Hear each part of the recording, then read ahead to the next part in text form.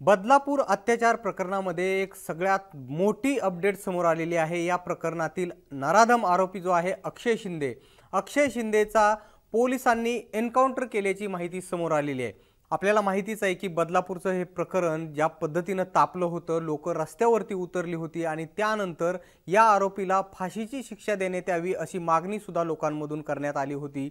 आणि या प्रकरणामध्येच आता ही सगळ्यात मोठी अपडेट जी आहे ती समोर आलेली आहे।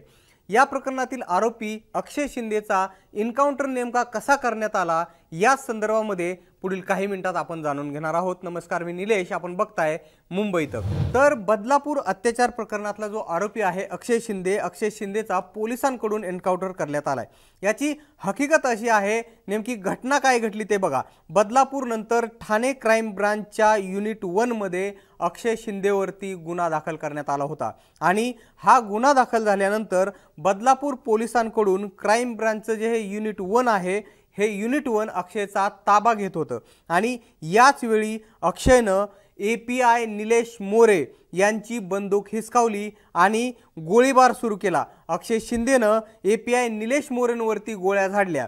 त्यानंतर आत्मसंरक्षणासाठी पोलिसांनी आरोपी अक्षय शिंदेवर गोळीबार केला आणि यानंतर अक्षय शिंदेला उपचारासाठी रुग्णालयात दाखल करण्यात येत होतं। त्याच वेळी त्याचा मृत्यू झाल्याची माहिती समोर येते। या घटनेमध्ये API निलेश मोरे आणि पोलीस कर्मचारी संजय शिंदे हे देखील जखमी झाल्याची माहिती समोर येते। आता ही घटना घडल्यानंतर यामध्ये राजकारण सुद्धा मोठ्या प्रमाणामध्ये सुरू झाल्याचं पाहायला मिळतंय।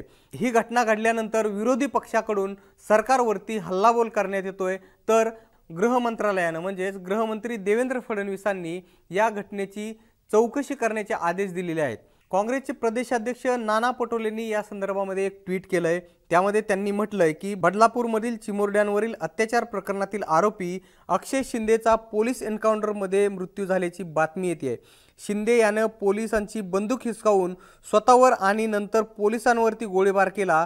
पोलिसांनी स्वसंरक्षणार्थ केलेल्या गोळीबारात त्याचा मृत्यू झाल्याची माहिती मिळते। या घटनेमुळे काही गंभीर प्रश्न निर्माण झालेले आहेत असं नाना पटोलेंनी म्हटलंय। त्यांनी पुढे काय म्हटलंय तर बदलापूर अत्याचार प्रकरणातील शाळेच्या विश्वस्तांना अद्याप अटक झालेली नाहीये, ते फरार आहेत, त्यांना अद्याप अटक का होऊ शकत नाही?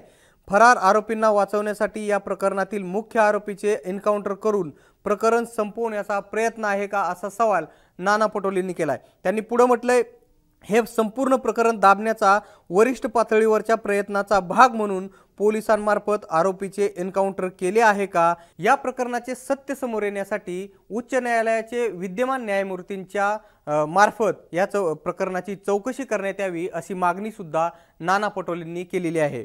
तर आता या प्रकरणावरून विरोधक सत्ताधाऱ्यांवरती टीका करतय। सत्ताधारी गृहमंत्र्यांकडून या प्रकरणामध्ये चौकशीचे आदेश देण्यात आलेले आहेत। आता नेमकं हे प्रकरण कुठवर जाऊन पोहोचतंय, कारण अक्षय शिंदेचा तर या प्रकरणामधला जो मुख्य आरोपी होता त्याचा मृत्यू झालेला आहे, मात्र या प्रकरणातील आणखी काही जे आरोपी आहेत ज्यांच्यावरती गंभीर आरोप आहेत ते आरोपी फरार आहेत। त्यामुळे आता नेमकं हे प्रकरण कुठवर जाऊन पोहोचतंय हे पाहणं महत्त्वाचं असणार आहे। आपल्याला याबाबत काय वाटतं हे आम्हाला तुम्ही कमेंट बॉक्समध्ये नक्की सांगा आणि मुंबई तकचं चॅनल जर तुम्ही सबस्क्राइब केलं नसेल तर लगेच सबस्क्राइब करून घ्या। हा व्हिडिओ पाहिल्याबद्दल धन्यवाद।